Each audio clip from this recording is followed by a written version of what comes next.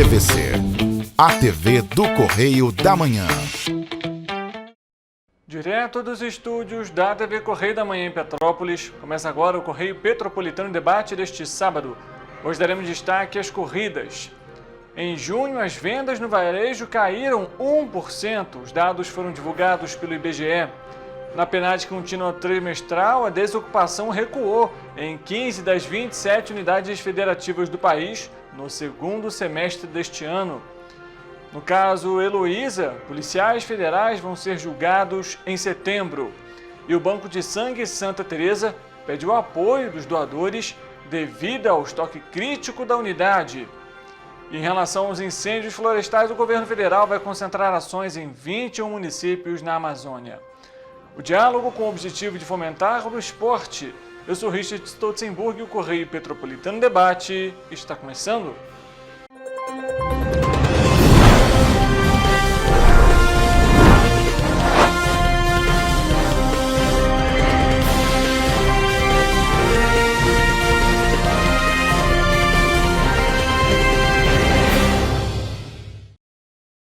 Olá para você que nos acompanha, seja muito bem-vindo para mais uma edição do Correio Petropolitano Debate aqui na TV Correio da Manhã e claro também nas nossas plataformas digitais que você tem acesso pelo Facebook e pelo YouTube em TV Correio da Manhã e também no nosso Instagram em TV Correio da Manhã. Se você quer ter acesso a todas as informações da nossa região de cobertura, você também tem o nosso site tvc16.com e o nosso Instagram Correio Petropolitano.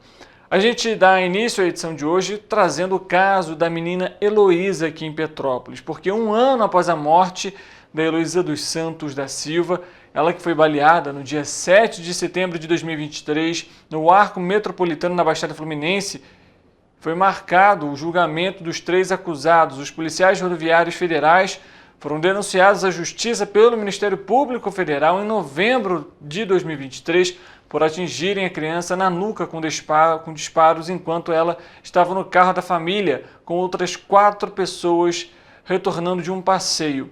A audiência de instrução e as oitivas previstas para os dias 10, 11 e 13 de setembro iniciam o julgamento dos réus acusados pelos crimes de homicídio consumado e 4 tentativas de homicídio, além do crime de fraude processual. Atualmente, eles cumprem medidas cautelares de uso de tornozeleira eletrônica e proibição de se aproximarem das vítimas. Segundo o coordenador do Núcleo de Controle Externo da Atividade Policial, o procurador da República, Eduardo Benones, o início efetivo do julgamento é, para o Ministério Público Federal, um momento importante. Na denúncia, o MPF defende que os 3 agentes devem responder pela prática dos crimes conforme prevê o Código Penal, o artigo 29. Para o órgão, não há dúvidas de que os policiais decidiram, em comunhão de desígnios e por vontade livre, se aproximar do veículo e atirar contra ele. A denúncia destaca que, conforme apurado na investigação, em nenhum momento houve discordância entre os acusados quanto a essa decisão. O MPF também rebate o argumento dos réus de que a perseguição teria sido motivada pela informação de que se tratava de um veículo roubado.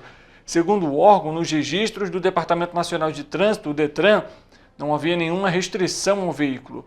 Além disso, o carro foi comprado pelo valor de mercado e tanto o pai de Heloísa quanto o vendedor afirmaram desconhecer o registro de roubo datado de agosto de 2022.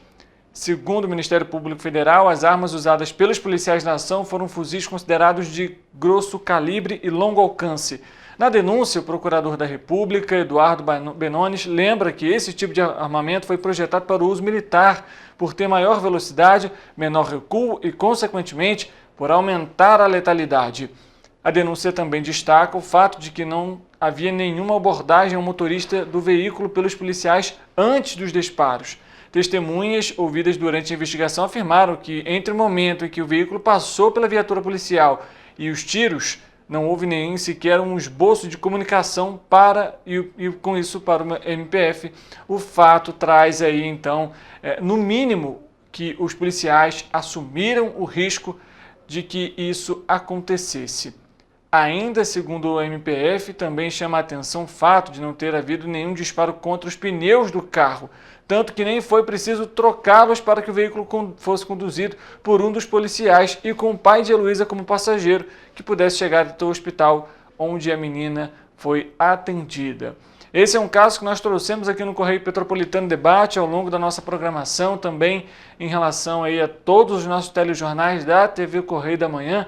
E claro, nós vamos continuar acompanhando esse caso e os desdobramentos dele também. O fato é que foi uma situação muito triste e a família como um todo, obviamente, muito abalada no caso que aconteceu ano passado.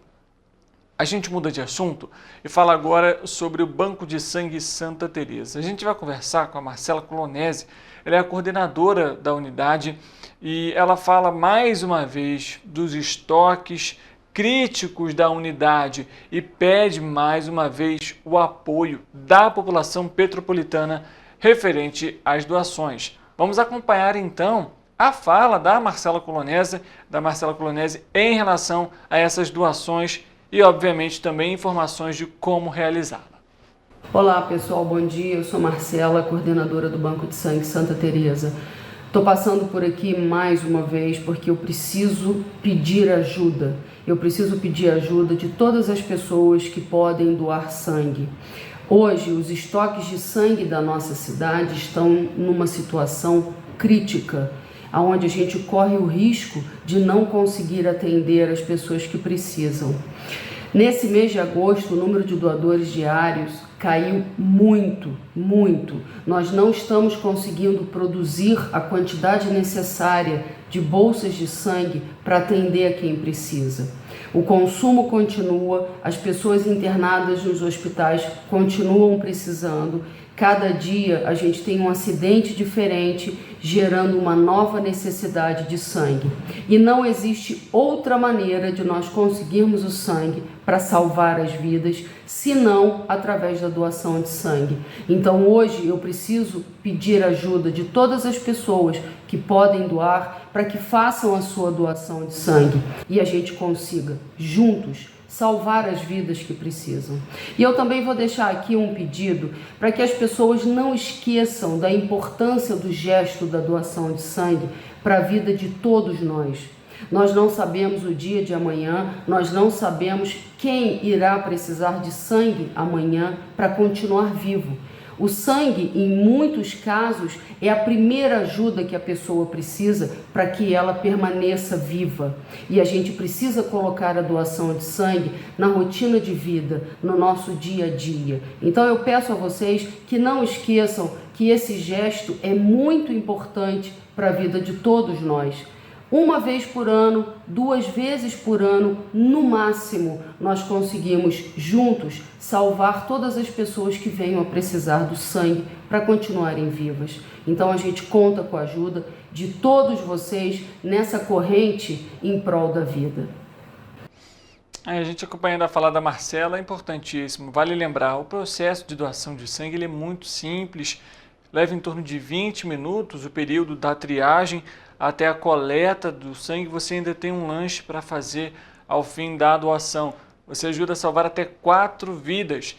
É extremamente importante esse apoio, não só você doar, mas chame um amigo, um colega de trabalho, alguém da família, um irmão, a esposa, a namorada ou vice-versa, para justamente fazer essa doação. Vale lembrar, existem algumas regras sim para você fazer essa doação, entre elas ter mais de 50 quilos, ter mais de 16 anos, né? No caso aí de menores de idade, é preciso acompanhamento dos responsáveis. Para quem aí está acima dos 18 anos, basta levar somente um documento oficial com foto. A doação ela pode acontecer até os 65 anos de idade, desde que a primeira doação seja feita até os 60 anos. E a gente sabe dos benefícios que isso ocasiona para quem está ali no hospital, que passou por uma cirurgia, que passou, infelizmente, por um acidente e está precisando de apoio. Então, é fundamental que a população abrace essa causa. Banco de Sangue Santa Teresa fica na rua Dr. Paulo Hervé, número 1130, no Bingen.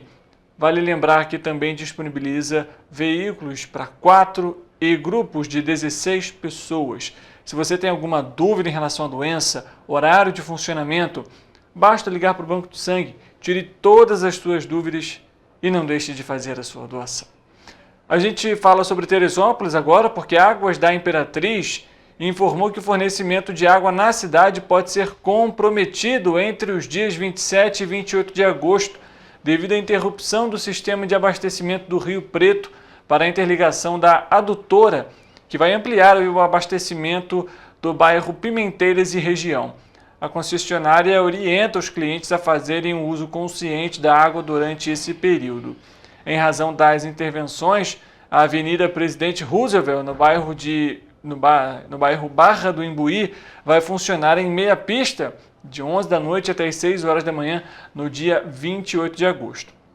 Em casos de dúvidas ou solicitações, os clientes podem entrar em contato com a concessionária pelos canais digitais de relacionamento, WhatsApp, com DDD 21 97211 8064 ou pelo 0800 757 0422, pelo site www.aguasdaimperatriz.com.br ou pelo aplicativo Cliente Águas. Não deixe então, lembrando, 27 e 28 vai acontecer essa intervenção e isso pode afetar aí também o fornecimento de água. De acordo com a concessionária, também esse serviço ele vai ser restabelecido de forma gradual e assim que for terminada ali as intervenções. Não deixe de economizar água então durante esse período. Mudando de assunto, foi publicada na edição do Diário Oficial da última terça-feira uma resolução da Secretaria de Estado de Educação do Rio de Janeiro para a criação de um grupo de trabalho especial para a elaboração de estratégias visando a proeficiência e a melhoria da qualidade do ensino da rede estadual. A medida inclui ainda a necessidade de um planejamento eficaz para as ações que visem a valorização de professores e a melhoria do ambiente escolar. A divulgação do último resultado do IDEB, o Índice de Desenvolvimento da Educação Básica, corroborou com a ideia da criação do grupo, que vai coordenar e articular as atividades relacionadas à implementação de um plano que tem como objetivo a melhoria da qualidade da educação nas escolas estaduais e uma análise mais ampla sobre esse cenário.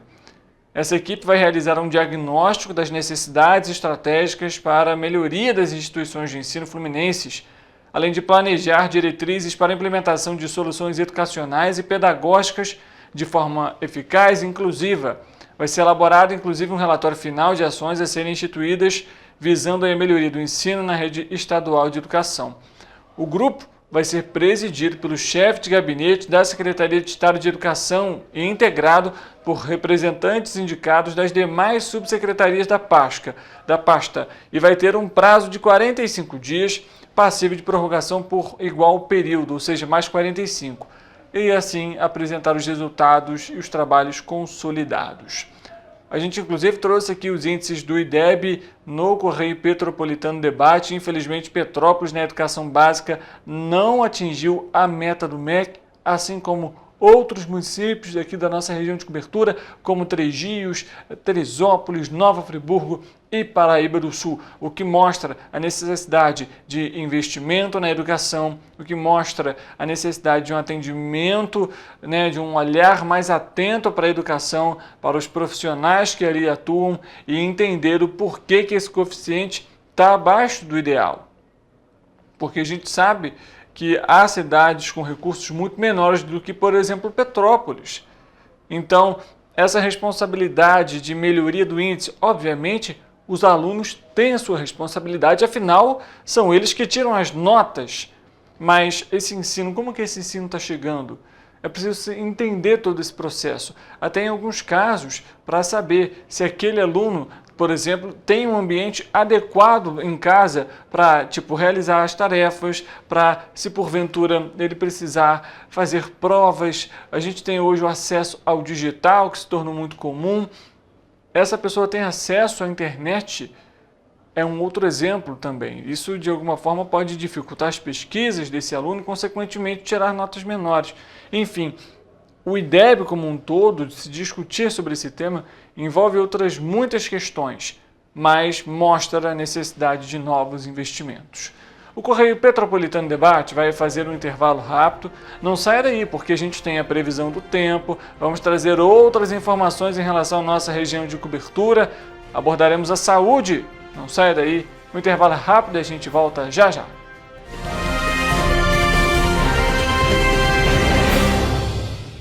A Unifase, há mais de 50 anos, forma profissionais de excelência na área da saúde.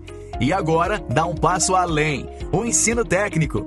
Aqui, você se prepara para o mercado de trabalho e valoriza sua formação técnica com cenários exclusivos de prática e estágios supervisionados na rede pública e privada de Petrópolis. Faça o curso técnico em enfermagem da Escola Técnica Irmã Dulce Bastos da Unifase. Inscrições abertas para 2024. Turmas manhã e noite. Para ter mais qualidade de vida, conte com a maior rede de academias de Petrópolis. Aqui na Corper, com uma mensalidade, você utiliza todas as unidades: Centro, Bingen, Itamaraty e Itaipava. Com planos a partir de R$ 89,00, e a academia oferece ambientes modernos para você cuidar da sua saúde com segurança. Os espaços contam com dezenas de aparelhos de musculação, diversos equipamentos para aeróbico e funcional, além, é claro, de profissionais qualificados e uma extensa grade de aulas coletivas, que inclui dança, bike, jump, wolf fit, step fit, entre outras. Nossas estruturas são equipadas com salas de musculação e aulas coletivas, salas de avaliação física e nutricional, vestiários e estacionamentos amplos. Venha nos fazer uma visita e surpreenda-se! Esse aí sou eu, há 18 meses estudando inglês.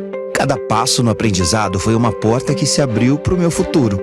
Sabe o conhecimento que você desenvolve hoje? Ele é a chave para novas oportunidades incríveis do amanhã. É o equilíbrio perfeito entre aprender e aproveitar cada momento dessa jornada empolgante. E agora, aqui estou eu, na minha tão sonhada vaga em uma multinacional. O inglês abre portas. Fale Minds. Rio de Janeiro, atração o ano inteiro. Tem descanso, tem folia. Noite e dia, alegria. Sol e praia, diversão. No prato ou copo, a festa, o bar, museu ou bloco. Show, cultura, história. Gravado na memória e no seu coração. Rio de Janeiro, vem se apaixonar. Rio de Janeiro, vem se apaixonar. Cidades maravilhas, campo, mata, serra e trilha, em estado de emoção. Tem o Rio de Janeiro, que você já ama, e o Rio que ainda vai conquistar você. Apaixone-se pelo Rio. Rio de Janeiro, vem se apaixonar. Rio de Janeiro, vem se apaixonar. Governo do Estado do Rio de Janeiro. O Rio Imagem Baixada já superou a marca de 650 mil exames. Com cuidado especial para a saúde da mulher, o maior centro público de diagnóstico da América Latina tem capacidade para fazer 40 mil exames mensais e traz tudo num só lugar para atender com mais agilidade e eficiência. Rio Imagem Baixada, 9 meses. Chegou o resultado. O que era para poucos, agora é para todos. Governo do Estado do Rio de Janeiro. O trabalho não para, é todo dia e é de todos.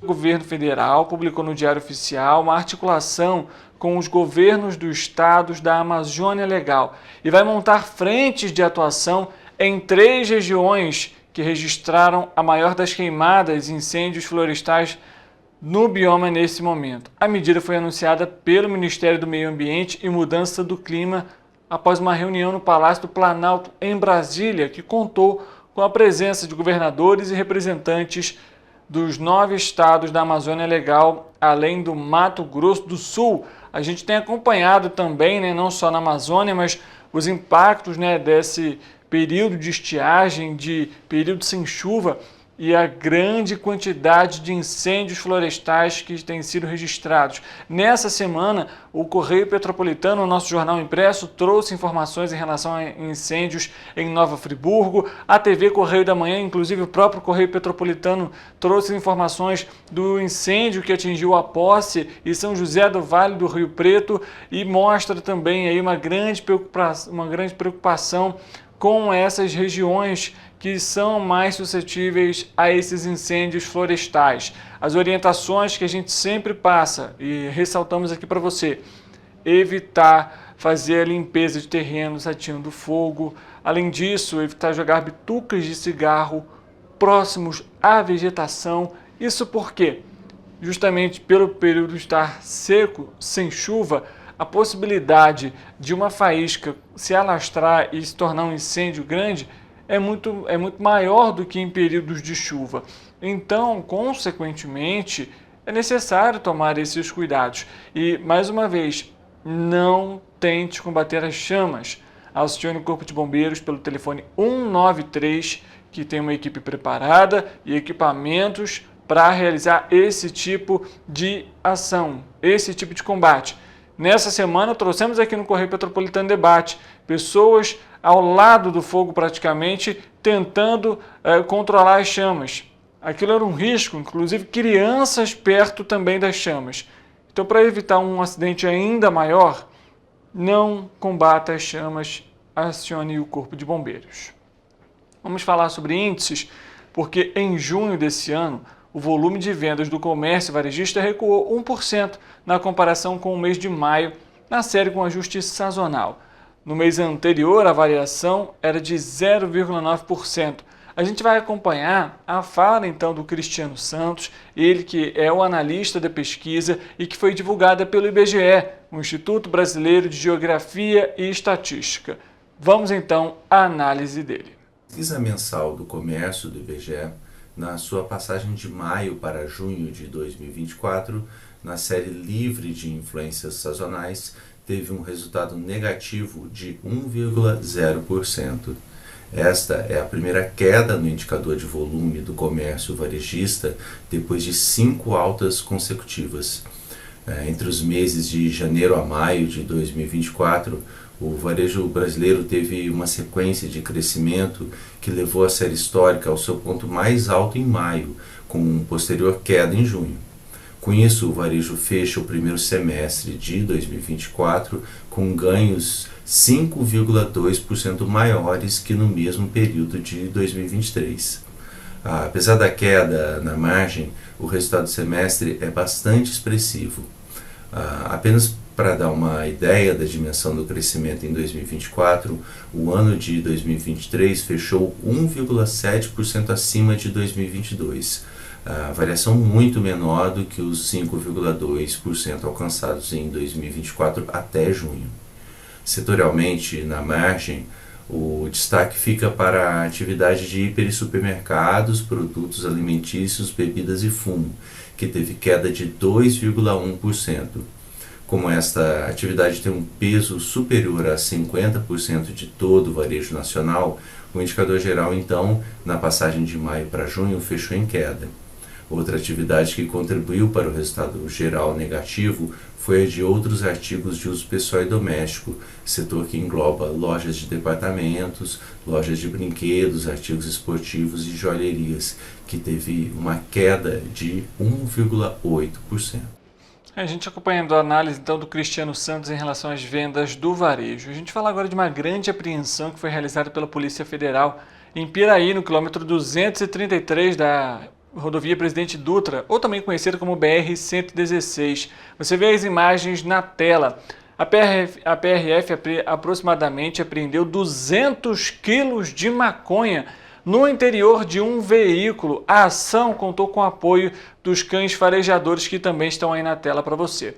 Por volta das 7 horas da manhã, a equipe da PRF do Grupo de Operações com Cães realizava uma fiscalização em frente à unidade operacional da PRF em Piraí, na descida da Serra das Araras, quando decidiu abordar um homem que conduzia uma van utilizando o celular e realizou uma manobra brusca de frenagem ao visualizar os policiais. Na abordagem, os agentes perceberam um nervosismo por parte do motorista enquanto respondia de forma desconexa a alguns questionamentos. Durante os procedimentos de checagem e vistoria, os cães farejadores da PRF, K9 Eva, Corona e Cacau, que são especialistas na detecção de drogas, armas e munições, foram acionados e indicaram a presença de ilícito no veículo. No interior da van foram encontrados 363 tabletes de maconha, pesando em torno de 200 quilos, escondidos entre mercadorias lícitas, como com devidas notas fiscais. O condutor informou que receberia uma certa quantia em dinheiro para transportar o entorpecente, quando retornasse à cidade de Curitiba, no sul do país. A ocorrência foi encaminhada para a 94ª Delegacia de Polícia Civil em Piraí. Falando sobre desemprego, a taxa de desocupação do país no segundo trimestre deste ano foi de 6,9% e recuou 1% quando comparado ao primeiro trimestre desse ano. Vamos acompanhar também a análise da Adriana Berengui, que também é analista do IBGE e comenta sobre os índices obtidos no segundo trimestre de 2024. No segundo trimestre agora de 2024, a redução da taxa de desocupação em nível nacional também foi observada regionalmente. Foram 15 unidades da federação que tiveram queda significativa da taxa de desocupação. E, além disso, seja na comparação com o primeiro trimestre de 24 ou com o segundo trimestre de 2023, nenhuma unidade da federação registrou aumento da taxa de desocupação, mostrando, portanto, uma difusão bastante elevada desse movimento de melhoria da situação do mercado de trabalho. O crescimento da população ocupada, ou seja, da população que efetivamente está trabalhando, tem como um dos reflexos também, nesse segundo trimestre, a redução importante do contingente de pessoas que procuram trabalho há mais de 2 anos, né?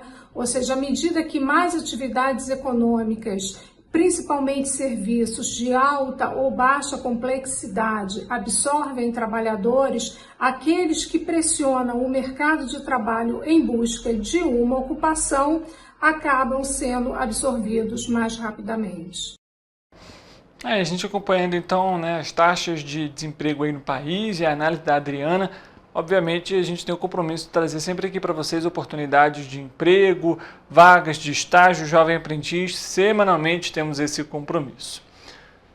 A esperança de vida do brasileiro ao nascer, ou como também é conhecida, expectativa de vida, passou a ser de 76,4 anos. A estimativa também é do Instituto Brasileiro de Geografia e Estatística, o IBGE, a partir de novas projeções populacionais e que foram divulgados na última quinta-feira. Os dados mostram que as expectativas de vida no país para quem nasceu em 2023 são de 79,7 anos e para mulheres de 73,1 anos para os homens.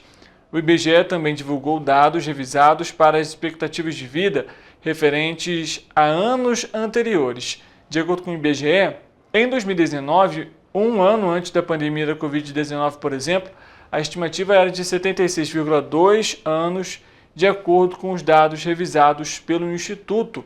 Ou seja, a gente vê uma variação aí em relação à expectativa de vida da população brasileira. O Correio Petropolitano Debate, inclusive, vai trazer na próxima semana uma análise justamente sobre esses dados. E, é claro, não deixe de acompanhar, até para saber também o porquê, né, o que motivou essa queda em relação à expectativa de vida aqui no país.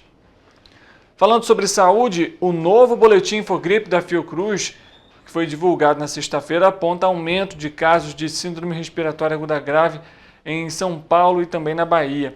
Em ambos os estados, por exemplo, esse crescimento se concentra em crianças e adolescentes de 2 a 14 anos. A gente vai acompanhar a análise também em relação a esse tema, também trazendo os dados relacionados ao estado do Rio de Janeiro. Em relação à atualização do Infogripe dessa semana, nós observamos um aumento de casos de síndrome respiratória aguda grave em apenas 2 estados, sendo eles os estados de São Paulo e também da Bahia. Tanto na Bahia quanto em São Paulo, o aumento de casos de síndrome respiratória aguda grave se concentra em crianças e adolescentes de 2 a 14 anos, sendo que no estado da Bahia, os dados laboratoriais sugerem que esse aumento esteja relacionado ao rinovírus. Já em São Paulo, os dados laboratoriais ainda não permitem fazer essa associação, mas considerando a faixa etária afetada, que são as crianças de 2 a 14 anos, e o cenário geral do país, é muito provável que o rinovírus também esteja contribuindo para um aumento de casos de SRAG no estado de São Paulo. Em relação ao vírus sincicial respiratório, ele continua sendo a principal causa de hospitalizações em crianças pequenas nas últimas semanas. Contudo, o número de novas hospitalizações pelo vírus já vem diminuindo em todo o Brasil, de modo geral. Até mesmo o Rio Grande do Sul, que vinha apresentando aumento de hospitalizações por VSR nas últimas semanas, nessa última atualização do Infogripe, a gente já observa uma interrupção desse crescimento no estado. Em relação à influenza, a gente também percebe uma interrupção do crescimento das internações pelo vírus entre os idosos nos estados do Sul e também alguns estados do Sudeste. Nas demais regiões, os casos de SRAG por influenza já vêm diminuindo há algum tempo. Em relação à Covid-19, a gente observa um leve aumento nas proporções das hospitalizações pelo vírus entre os idosos em alguns estados, como os estados de São Paulo, Minas Gerais, Goiás, Rio de Janeiro e também no Distrito Federal. Sendo que é importante que os hospitais e as unidades sentinelas de síndrome gripal dessas regiões fiquem atentos para qualquer sinal de aumento expressivo de circulação do vírus. E diante desse cenário, a gente reforça a importância da vacinação contra a Covid-19, especialmente para as pessoas do grupo de maior risco, como idosos, crianças, pessoas com comorbidade, profissionais da área da saúde. Também é importante que todos estejam em dia com a vacinação contra a influenza, já que o vírus continua circulando no país. E a gente mantém as recomendações de uso de máscaras em locais fechados, com menor circulação de ar, dentro dos postos de saúde. Em caso de aparecimento de sintomas, o ideal é ficar em casa em isolamento. Se não for possível ficar em casa em isolamento, é importante sair de casa usando máscaras. E em caso de aparecimento de sintomas e piora desses sintomas, é importante procurar atendimento médico. Tá aí, obrigado a Patrícia Portela, que traz as atualizações para a gente também do Boletim Infogripe. E chegou o momento de abordarmos a política com o nosso quadro Correio Político.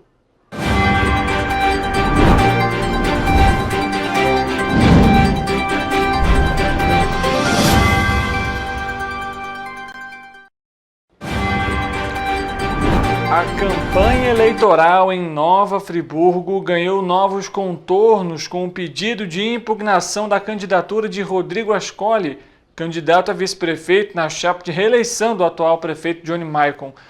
O pedido foi protocolado pela coligação Friburgo Pode Mais, liderada por José Alexandre de Almeida, do Partido dos Trabalhadores, o PT.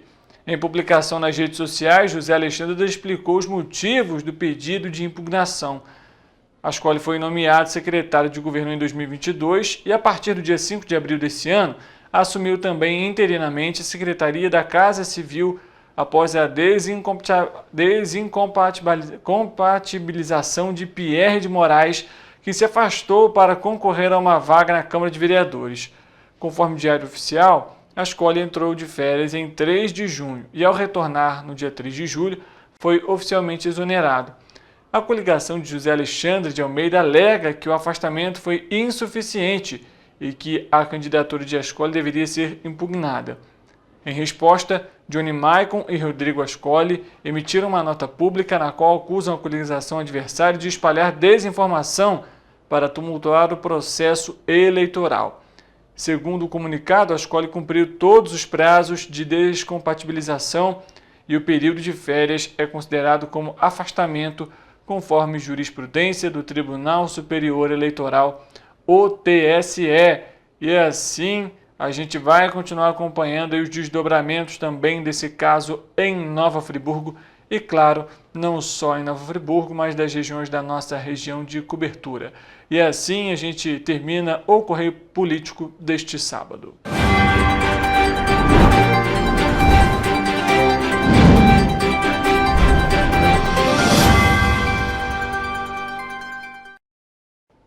O Correio Petropolitano Debate vai fazer um intervalo rápido. Na volta, você vai acompanhar uma representação que fizemos aqui nessa semana, falando sobre a meia maratona de Petrópolis que acontece nesse domingo, viu? A gente conversou com um preparador físico que deu dicas e orientações e falou um pouquinho sobre a corrida de rua. Não saia daí porque o intervalo é rápido e a gente volta já já.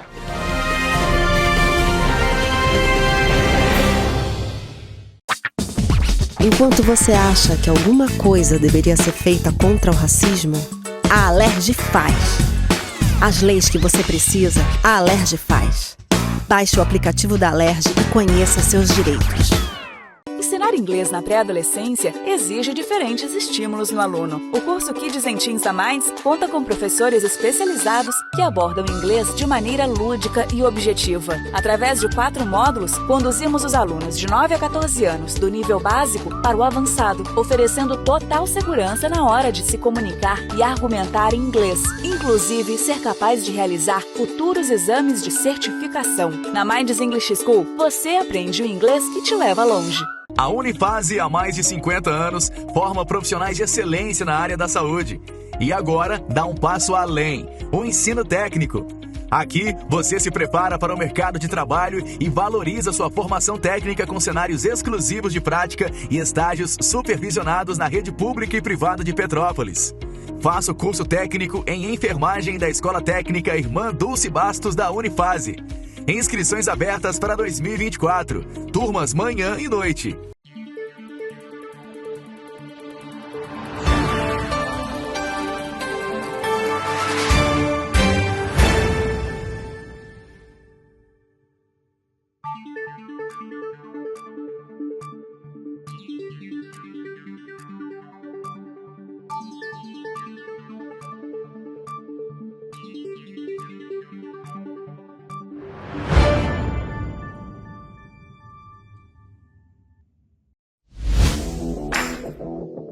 Para ter mais qualidade de vida, conte com a maior rede de academias de Petrópolis. Aqui na Corper, com uma mensalidade, você utiliza todas as unidades: Centro, Bingen, Itamaraty e Itaipava. Com planos a partir de R$ 89,00, e a academia oferece ambientes modernos para você cuidar da sua saúde com segurança. Os espaços contam com dezenas de aparelhos de musculação, diversos equipamentos para aeróbico e funcional. Além, é claro, de profissionais qualificados e uma extensa grade de aulas coletivas, que inclui dança, bike, jump, wolf fit, step fit, entre outras. Nossas estruturas são equipadas com salas de musculação e aulas coletivas, salas de avaliação física e nutricional, vestiários e estacionamentos amplos. Venha nos fazer uma visita e surpreenda-se!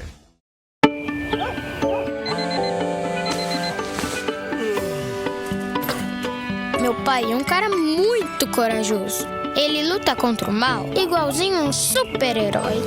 Ele não usa capa, mas tem um uniforme muito legal e vários equipamentos especiais. Ele também tem super veículos e quando precisa, ele pode até voar. Meu pai me disse para não ter medo, que as coisas estão melhorando. E eu acredito no que ele me fala. É, e os resultados já estão aparecendo. Mas o governo do estado do Rio quer mais. Por isso, estão sendo investidos R$ 1 bilhão na nossa segurança, com ações em todas as regiões do estado. A gente não está aqui dizendo que a guerra contra o crime está ganha. Ainda tem muita coisa a ser feita. Mas aqui no Rio, os criminosos não vão ter vida fácil. Pode acreditar nisso. Governo do Estado do Rio de Janeiro.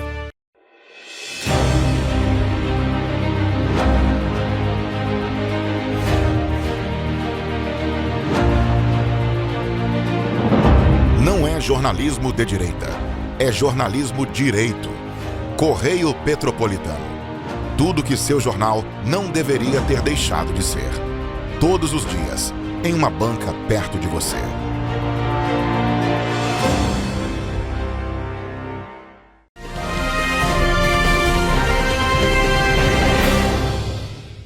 Correio Petropolitano Debate de volta, a gente dá início à nossa segunda entrevista de hoje para falar um pouquinho sobre corrida de rua. Nesse próximo domingo vai acontecer a meia maratona de Petrópolis. É um percurso aí que vão ter duas provas, uma de 21 quilômetros, começando no Quitandinha e indo até o Parque Prefeito Paulo Ratz em Itaipava, e uma outra um pouco menor de 7 quilômetros, que vai ser então aí de Correias, da Estrada União Indústria, até também o Parque Municipal Prefeito Paulo Ratz. A gente vai conversar hoje então com o Rafael Vicente, ele que é profissional de educação física, especialista em corrida de rua, vai falar um pouquinho para a gente sobre preparações, orientações, dicas e, é claro, também para quem quer se envolver com a corrida de rua. Rafael, obrigado pela presença e seja muito bem-vindo. Boa tarde, Richard. Obrigado pelo convite. Vai ser importante demais esse assunto, né? Falar um pouquinho sobre a corrida de rua, principalmente em Petrópolis, que vem se desenvolvendo cada vez mais aqui na nossa cidade. Maravilha, Rafael. Falando um pouquinho então aí, como que está a expectativa para a meia maratona? Está chegando, inclusive você vai correr também, né? Vou estar lá também. Então, a expectativa é muito boa, né? Muito grande. Petrópolis, que já vem há um grande tempo aí, né? Buscando por mais uma corrida, uma meia maratona, né? Algum tempo que nós não temos. Então já é anseio de muitos corredores e, enfim, chegou, né? Esse grande evento com uma estrutura muito grande, organização grandiosa, o número de participantes bem alto. Então a expectativa é muito boa. Todos os alunos, os corredores que eu converso, que eu conheço, estão ansiosos que chegue domingo para poder estar realizando aí nesse percurso maravilhoso da nossa cidade. Maravilha. Agora, Rafael, falando um pouquinho sobre corrida de rua, obviamente a gente sabe, exercício físico é bom para a saúde, independentemente dele. Obviamente cada um tem ali as suas peculiaridades, mas se tratando da corrida de rua, e aí trazendo esse gancho justamente da meia maratona que você comentou, a gente tem visto aí um crescimento, uma procura maior por essa modalidade, o que de alguma forma estaria levando aí a população a buscar mais correr na rua, ter essa atividade dentro aí da rotina do dia a dia. Bom, então, a corrida de rua, né, Richard, a gente costuma dizer, né, que é o esporte mais democrático que tem, né? Então, normalmente, as pessoas têm essa facilidade, né, de botar uma roupa leve, calçar um tênis e sair para correr, né? Normalmente, inicia-se com uma caminhada e aí vai se pegando gosto, começa a alternar com uns trotezinhos leve, e aí quando a pessoa percebe, já está correndo poucas distâncias e progredindo aos poucos, né? Por essa facilidade, né, um cuidado da saúde inicial que requer apenas vontade própria, né, e o próprio tempo ali, e isso facilita muito a prática, né, não exige nenhuma grande demanda financeira ou se requer outra preparação. É claro que à medida do tempo, a gente vai falar mais à frente, que a pessoa vai pegando gosto, né, e aí sim busca performar mais dentro do esporte, vai demandando de mais funções. Mas para iniciar, basta a vontade e dar o start. Tá certo. E quando a gente fala também sobre a corrida de rua, a gente tem aí os atletas amadores, a gente tem atletas justamente que buscam uma performance maior, né, o profissionalismo, competições. E quando a gente tem, por exemplo, essa meia maratona em Petrópolis, a gente tem dois percursos aí, 21 e 7 quilômetros. Quando a gente pega esses percursos, é importante adotar alguma estratégia, pensar na prova, não só no momento ali, mas tentar de alguma forma elaborar um planejamento para todo esse percurso para conseguir melhores posições? Ah, sim, com certeza, sem dúvidas. Toda prova requer uma estratégia, né? Seja feita individualmente ou com seu treinador, e aí, como eu disse, é muito individual de cada um, né? Vamos falar primeiro do percurso de 7 quilômetros, né? Um percurso mais curto aí.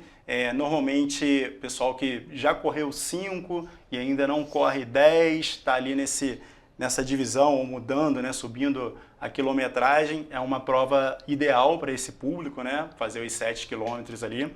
E aí, normalmente, aí visando, né? Tem a galera que visa mais performance, que busca ali dar o seu melhor, se doar. Então a gente costuma dizer que essas curtas distâncias, né, são provas de mais pedrada, né, mais ritmo acelerado. Então o pessoal se doa ali ao máximo para poder concluir no seu melhor tempo. Assim também como tem os corredores ali que querem apenas desfrutar do percurso, curtir, que também já é ótimo. Então buscam fazer de forma mais de manutenção da saúde, né, sem precisar forçar tanto. Também é uma prova bem bacana a ser realizada. Já os 21, né, o percurso mais longo, já requer um pouquinho mais de experiência com a corrida de rua, né? Provavelmente são atletas, corredores que já passaram ali pelos 10, pelos 15 quilômetros e agora estão chegando à meia maratona, aos 21 quilômetros, né? Bom, para essa prova, dividida em esferas também, né, dos profissionais, que aí o treinamento, né, a condição de volume, preparação é muito maior, né? Para os atletas amadores e também eu até cito uma outra categoria de corredores hoje que é o recreacional, né? Que quer fazer a prova para curtir, para desfrutar do percurso, né? E aí de forma mais tranquila. Mas de forma geral, para todos eles é bem importante que se crie uma estratégia, né? Muitas das vezes eu oriento a dividir a prova em etapas e aí fica duas sugestões, né? Algumas pessoas gostam de dividir em duas partes, 10,5 e 10,5, primeira e segunda parte da prova, ou então até em 3/3, né? 3 partes de 7 quilômetros. E aí isso ajuda tanto no desenvolvimento da performance quanto mentalmente também. É uma boa estratégia. Agora, além de corredor, você, como a gente citou no início, especialista nessa área também, preparador físico, e falando um pouquinho sobre essa preparação, Rafael. Primeira coisa, obviamente a gente sabe, treinamentos para profissionais e amadores é completamente diferente, mas, por exemplo, quero melhorar a performance, ou então eu estou iniciando agora na corrida, como que a pessoa pode, de alguma forma, iniciar os treinos? Que exercícios, por exemplo, às vezes a academia reforçar é importante também.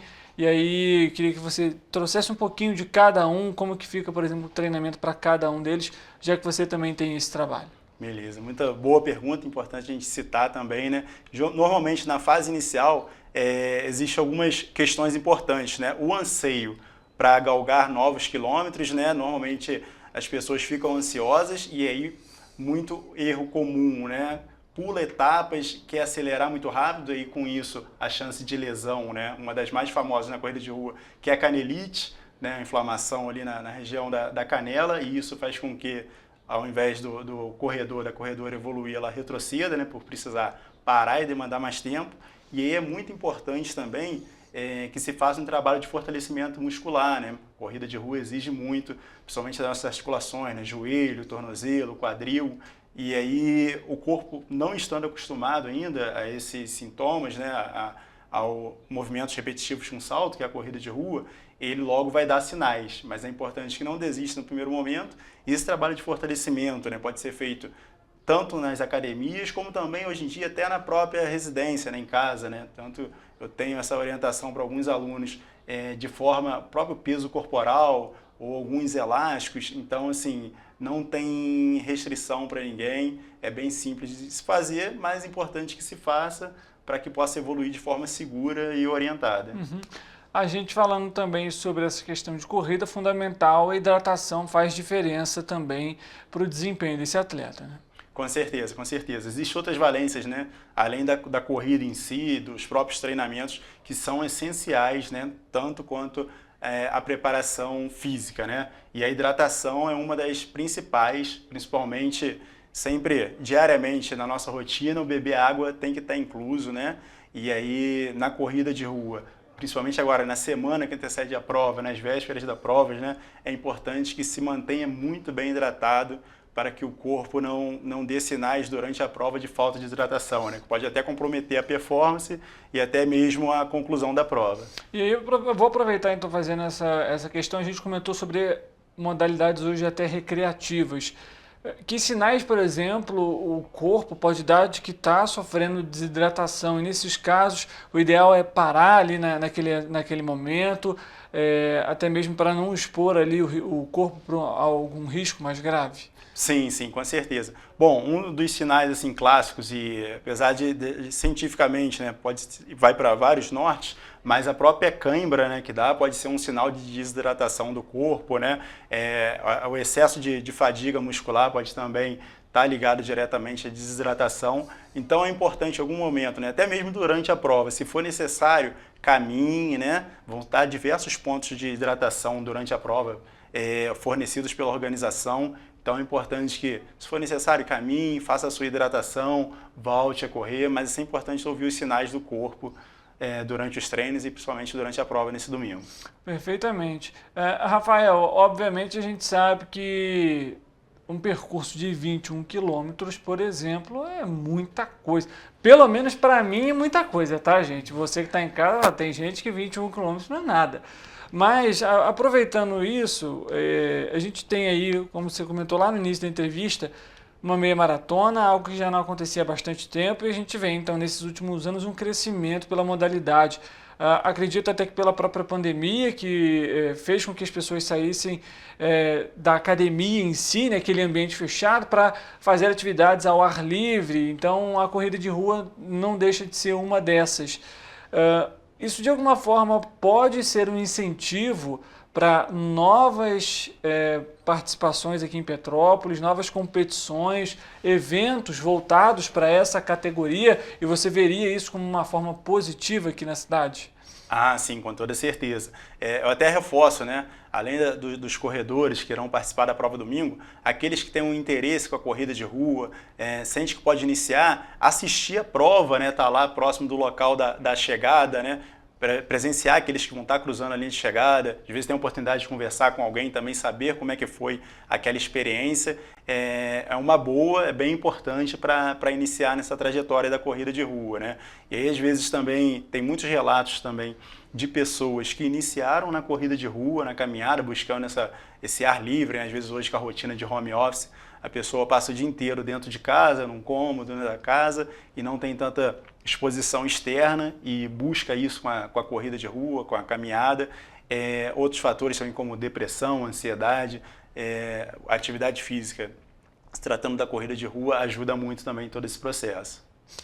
Rafael, a gente falando um pouquinho agora mais especificamente sobre, por exemplo, assessoria para esse tipo de público, existe esse trabalho, como que ele é feito, ele é dividido por categorias? Por exemplo, a gente sabe que o exercício físico, até mesmo para os idosos, ele é fundamental e às vezes são exercícios simples. Há essa possibilidade? Isso existe hoje dentro do mercado? Sim, sim. Atualmente na nossa cidade, né, vamos dizer que ela é muito privilegiada, né, porque tem diferentes assessorias, todas com grandes profissionais e com privilégio muito grande de atender a demanda de públicos de diferentes idades, né, desde os mais novos ali, crianças já podem começar com atletismo, né, passando por adolescentes, até mesmo na terceira idade, né, um exemplo bacana que a gente tem aqui na cidade é o seu Nonô e a dona Verinha, que continuam praticando a corrida de rua, estando presente. Então, como eu falei no início da democracia, abrange a todos, é para todas as idades. Tá certo. E agora você também tem esse trabalho, né? Como que as pessoas podem conhecer o seu trabalho? Que tipo de serviço você oferece? Sim, sim. Bom, na corrida de rua eu também oferto esse serviço, né? A gente trabalha com uma prescrição de treinamento, né? Que é uma planilha mensal, onde os alunos realizam seus treinos e vão dando retorno, e além dos treinos presenciais, né? Quinzenalmente, aos domingos, a gente está ali no centro, a gente faz o encontro às 8 da manhã na Catedral e realiza o treino na Barão, ali do Rio Branco, onde tem um circuito de lazer nos domingos e feriados, né? Aqueles que estiverem interessados, quiserem conhecer um pouquinho mais do trabalho, nas redes sociais tem lá no Instagram, né? O Team Rafael Vicente. E essa demanda toda a gente consegue estar ofertando de forma individualizada. Também tem um trabalho de personal wellness, né, que é parecido com o personal trainer na academia, mas é feito a corrida juntamente com o aluno, né, que dá para fazer um trabalho ali de orientação no momento da corrida. Tanto a parte emocional também é trabalhada. Então tem toda essa demanda, né, onde a gente concilia também com o treinamento de força, musculação na academia, ou então treino funcional, caso a pessoa não goste tanto de academia. Então fica aí o convite para visitar lá meu Instagram, Team Rafael Vicente, e saber um pouquinho mais do trabalho. Rafael, agora para a gente poder finalizar, você falou que vai correr os 21 quilômetros. vai para melhorar tempo, para buscar os 21 quilômetros ou para dar de tudo para conseguir uma medalha? A gente sempre brinca assim na corrida de rua, né? Que eu estou numa fase mais... não para tanta performance, né? Mas para poder curtir a prova, né? Ainda mais por ser na nossa cidade, então poder desfrutar de cada momento, passar pelos pontos turísticos, né?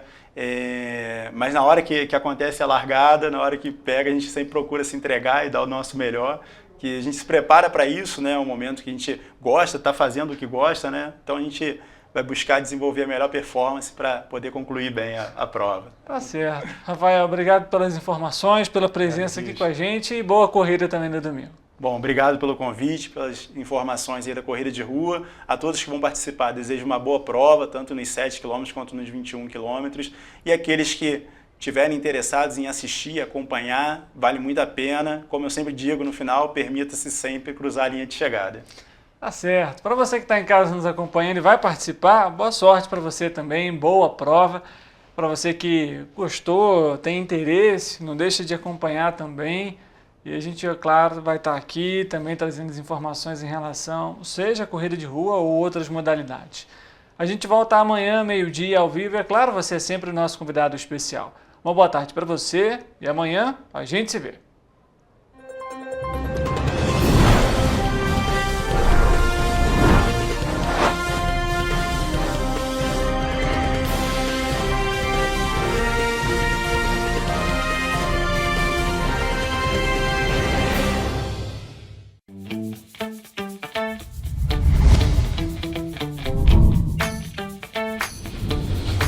TVC, a TV do Correio da Manhã.